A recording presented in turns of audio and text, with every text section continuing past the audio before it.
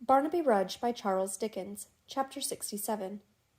When darkness broke away and morning began to dawn, the town wore a strange aspect indeed.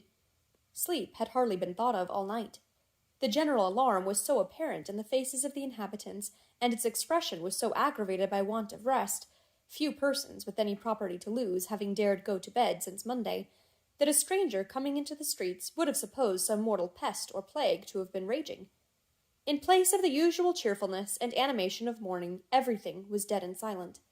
The shops remained closed, offices and warehouses were shut, the coach and chair stands were deserted, no carts or wagons rumbled through the slowly waking streets, the early cries were all hushed, a universal gloom prevailed.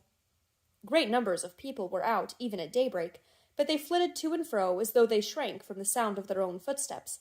The public ways were haunted rather than frequented, and round the smoking ruins people stood apart from one another and in silence, not venturing to condemn the rioters or to be supposed to do so, even in whispers. At the Lord President's in Piccadilly, in Lambeth Palace, at the Lord Chancellor's in Great Ormond Street, in the Royal Exchange, the Bank, the Guildhall, the Inns of Court, the Courts of Law, and every chamber fronting the streets near Westminster Hall and the Houses of Parliament, parties of soldiers were posted before daylight. A body of horse guards paraded Palace Yard. An encampment was formed in the park, where 1,500 men and 5 battalions of militia were under arms. The tower was fortified, the drawbridges were raised, the cannon loaded and pointed, and 2 regiments of artillery busied in strengthening the fortress and preparing it for defense. A numerous detachment of soldiers were stationed to keep guard at the New River head, which the people had threatened to attack, and where it was said they meant to cut off the main pipes, so that there might be no water for the extinction of the flames. In the Poultry and on Cornhill, and at several other leading points, iron chains were drawn across the street. Parties of soldiers were distributed in some of the old city churches while it was yet dark, and in several private houses, among them Lord Rockingham's in Grosvenor Square, which were blockaded as though to sustain a siege, and had guns pointed from the windows. When the sun rose, it shone into handsome apartments filled with armed men, the furniture hastily heaped away in corners and made of little or no account in the terror of the time, on arms glittering in city chambers, among desks and stools and dusty books, into little smoky churchyards and odd lanes and byways, with soldiers lying down among the tombs or lounging under the shade of the one old tree, and their pile of muskets sparkling in the light, on solitary sentries pacing up and down in courtyards, silent now, but yesterday resounding with the din and hum of business, everywhere on guard-rooms, garrisons, and threatening preparations. As the day crept on, still more unusual sights were witnessed in the streets. The gates of the King's Bench and Fleet prisons, being opened at the usual hour, were found to have notices affixed to them, announcing that the rioters would come that night to burn them down. The wardens, too well knowing the likelihood there was of this promise being fulfilled, were fain to set their prisoners at liberty, and give them leave to move their goods. So all day such of them as had any furniture were occupied in conveying it, some to this place, some to that, and not a few to the brokers' shops, where they gladly sold it for any wretched price those gentry chose to give. There were some broken men among these debtors who had been in jail so long, and were so miserable and destitute of friends, so dead to the world, and utterly forgotten and uncared for, that they implored their jailers not to set them free, and to send them, if need were, to some other place of custody. But they, refusing to comply, lest they should incur the anger of the mob, turned them into the streets, where they wandered up and down, hardly remembering the ways untrodden by their feet so long, and crying, such abject things those rotten-hearted jails had made them, as they slunk off in their rags, and dragged their slipshod feet along the pavement. Even of the 300 prisoners who had escaped from Newgate, there were some, a few, but there were some, who sought their jailers out and delivered themselves up, preferring imprisonment and punishment to the horrors of such another night as the last. Many of the convicts, drawn back to their old place of captivity by some indescribable attraction, or by a desire to exult over it in its downfall and glut their revenge by seeing it in ashes, actually went back in broad noon, and loitered about the cells. 50 were retaken at one time on this next day, within the prison walls, but their fate did not deter others, for there they went in spite of everything, and there they were taken in 2s and 3s, twice or thrice a day, all through the week. Of the 50 just mentioned, some were occupied in endeavoring to rekindle the fire, but in general they seemed to have no object in view but to prowl and lounge about the old place, being often found asleep in the ruins, or sitting talking there, or even eating and drinking, as in a choice retreat. Besides the notices on the gates of the Fleet and the King's Bench, many similar announcements were left before 1 o'clock at noon at the houses of private individuals, and further, the mob proclaimed their intention of seizing on the Bank, the Mint, the Arsenal at Woolwich, and the royal palaces. The notices were seldom delivered by more than one man, who, if it were at a shop, went in and laid it, with a bloody threat perhaps upon the counter, or if it were at a private house, knocked at the door and thrust it in the servant's hand. Notwithstanding the presence of the military in every quarter of the town, and the great force in the park, these messengers did their errands with impunity all through the day. So did two boys, who went down Holborn alone, armed with bars taken from the railings of Lord Mansfield's house, and demanded money for the rioters. So did a tall man on horseback, who made a collection for the same purpose in Fleet Street, and refused to take anything but gold. A rumour had now got into circulation too, which diffused a greater dread all through London, even than these publicly announced intentions of the rioters, though all men knew that if they were successfully effected, there must ensue a national bankruptcy and general ruin. It was said that they meant to throw the gates of Bedlam open, and let all the madmen loose. This suggested such dreadful images to the people's minds, and was indeed an act so fraught with new and unimaginable horrors in the contemplation, that it beset them more than any loss or cruelty of which they could foresee the worst, and drove many sane men nearly mad themselves. So the day passed on, the prisoners moving their goods, people running to and fro in the streets, carrying away their property, groups standing in silence round the ruins, all business suspended, and the soldiers, disposed as has been already mentioned, remaining quite inactive. So the day passed on, and dreaded night drew near again. At last, at 7 o'clock in the evening, the Privy Council issued a solemn proclamation that it was now necessary to employ the military, and that the officers had most direct and effectual orders, by an immediate exertion of their utmost force, to repress the disturbances, and warning all good subjects of the king to keep themselves, their servants, and apprentices within doors that night. There was then delivered out to every soldier on duty 36 rounds of powder and ball, the drums beat, and the whole force was under arms at sunset. The city authorities, stimulated by these vigorous measures, held a common council, passed a vote thanking the military associations who had tendered their aid to the civil authorities, accepted it, and placed them under the direction of the two sheriffs. At the Queen's palace, a double guard, the yeomen on duty, the groom porters, and all other attendants were stationed in the passages and on the staircases at 7 o'clock, with strict instructions to be watchful on their posts all night, and all the doors were locked. The gentlemen of the Temple and the other inns mounted guard within their gates, and strengthened them with the great stones of the pavement which they took up for the purpose. In Lincoln's Inn they gave up the hall and commons to the Northumberland militia, under the command of Lord Algernon Percy. In some few of the city wards, the burgesses turned out, and without making a very fierce show, looked brave enough.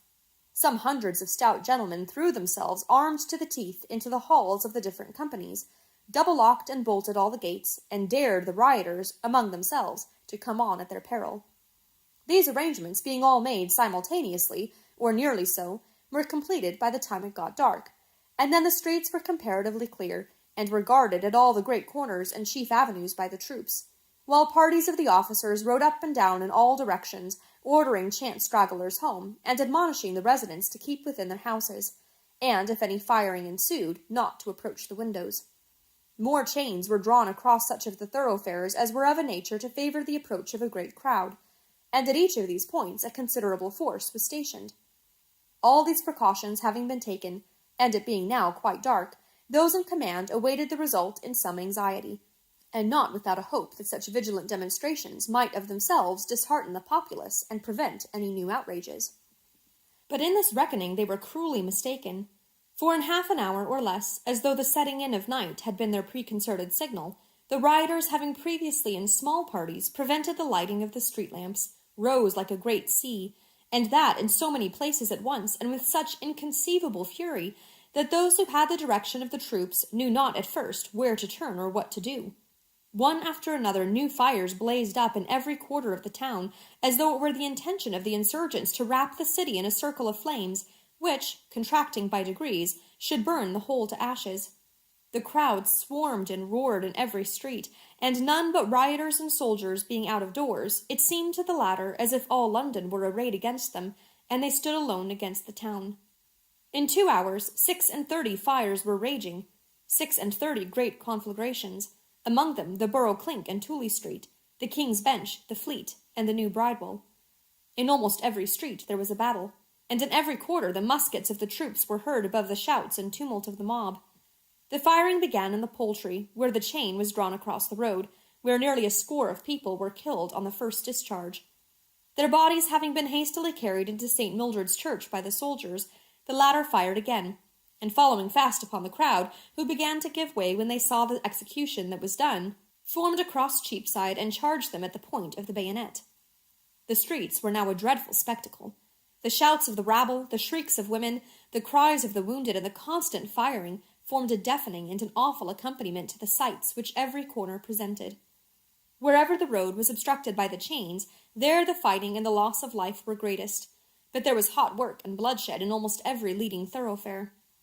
At Holborn Bridge and on Holborn Hill, the confusion was greater than in any other part, for the crowd that poured out of the city in two great storms, one by Ludgate Hill and one by Newgate Street, united at that spot, and formed a mass so dense that at every volley the people seemed to fall in heaps.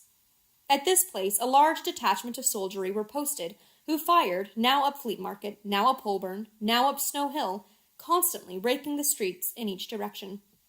At this place, too, several large fires were burning, so that all the terrors of that terrible night seemed to be concentrated in one spot. Full 20 times, the rioters, headed by one man who wielded an axe in his right hand, and bestrode a brewer's horse of great size and strength, caparisoned with fetters taken out of Newgate, which clanked and jingled as he went, made an attempt to force a passage at this point and fire the vintner's house. Full 20 times they were repulsed with loss of life, and still came back again, and though the fellow at their head was marked and singled out by all, and was a conspicuous object as the only rioter on horseback, not a man could hit him. So surely as the smoke cleared away, so surely there was he, calling hoarsely to his companions, brandishing his axe above his head, and dashing on as though he bore a charmed life, and was proof against ball and powder. This man was Hugh, and in every part of the riot he was seen. He headed 2 attacks upon the bank, helped to break open the toll-houses on Blackfriars Bridge, and cast the money into the street, fired 2 of the prisons with his own hand, was here and there and everywhere, always foremost, always active, striking at the soldiers, cheering on the crowd, making his horse's iron music heard through all the yell and uproar, but never hurt or stopped. Turn him at one place, and he made a new struggle in another. Force him to retreat at this point, and he advanced on that directly. Driven from Holborn for the 20th time, he rode at the head of a great crowd straight upon St. Paul's, attacked a guard of soldiers who kept watch over a body of prisoners within the iron railings, forced them to retreat, rescued the men they had in custody, and with this accession to his party, came back again, mad with liquor and excitement, and hallooing them on like a demon. It would have been no easy task for the most careful rider to sit a horse in the midst of such a throng and tumult, but though this madman rolled upon his back, he had no saddle, like a boat upon the sea. He never for an instant lost his seat, or failed to guide him where he would. Through the very thickest of the press, over dead bodies and burning fragments, now on the pavement, now in the road, now riding up a flight of steps to make himself the more conspicuous to his party, and now forcing a passage through a mass of human beings, so closely squeezed together that it seemed as if the edge of a knife would scarcely part them. On he went, as though he could surmount all obstacles by the mere exercise of his will.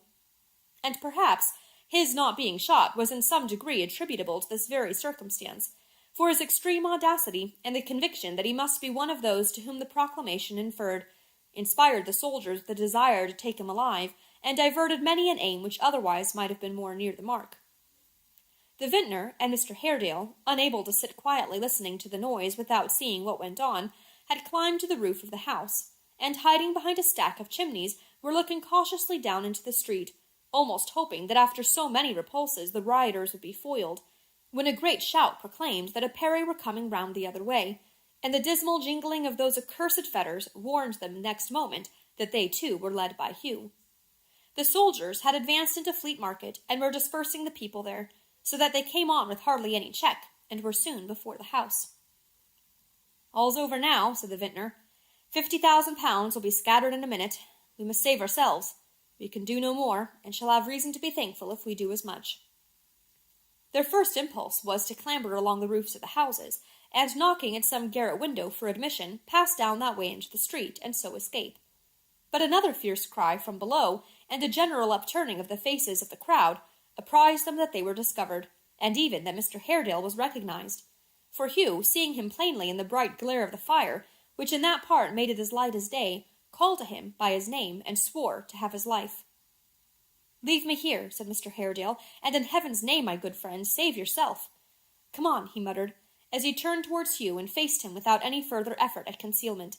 "This roof is high, and if we close, we will die together."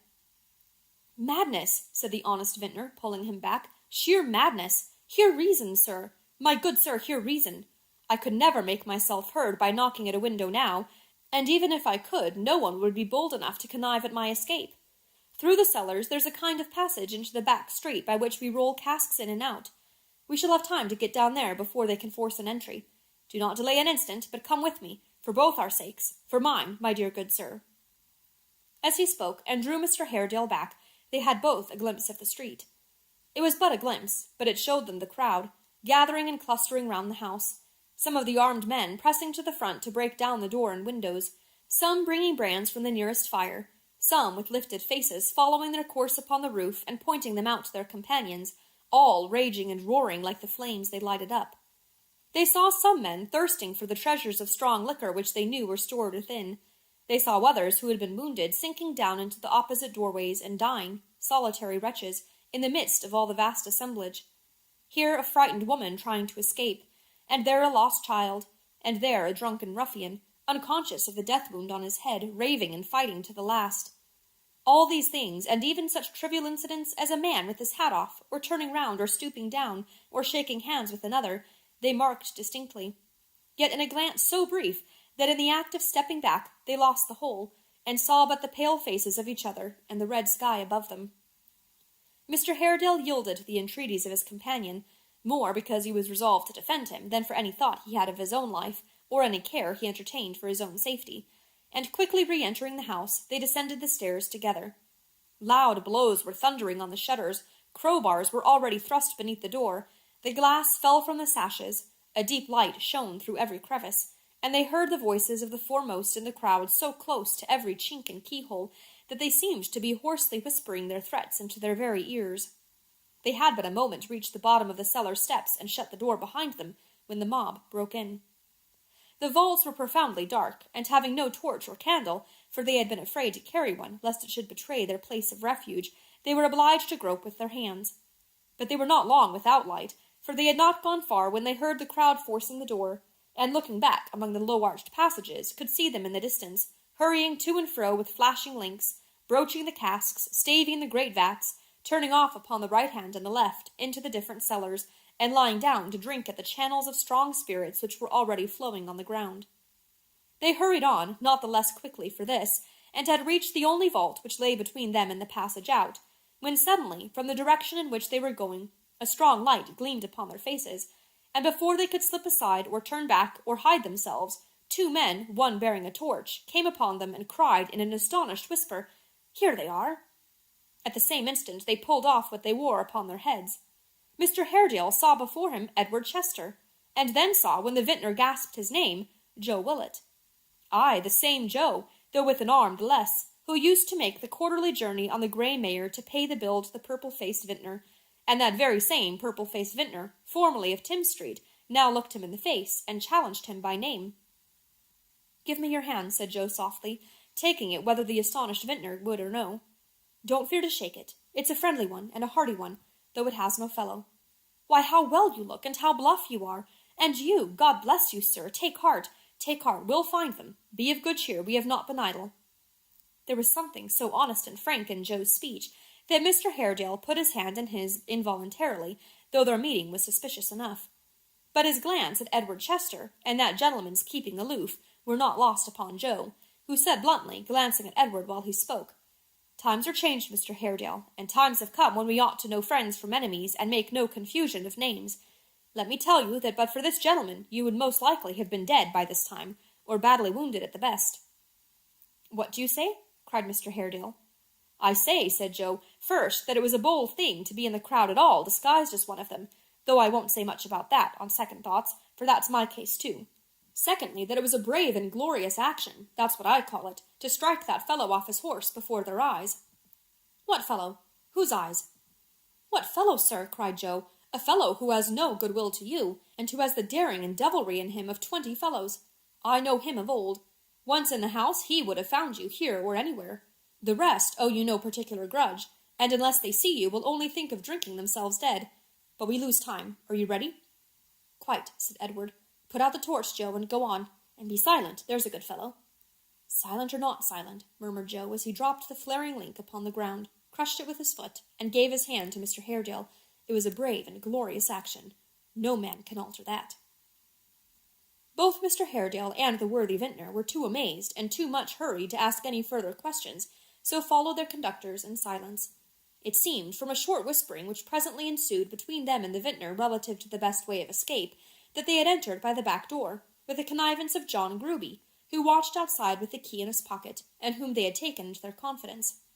A party of the crowd coming up that way, just as they entered, John had double-locked the door again, and made off for the soldiers, so that means of retreat was cut off from under them.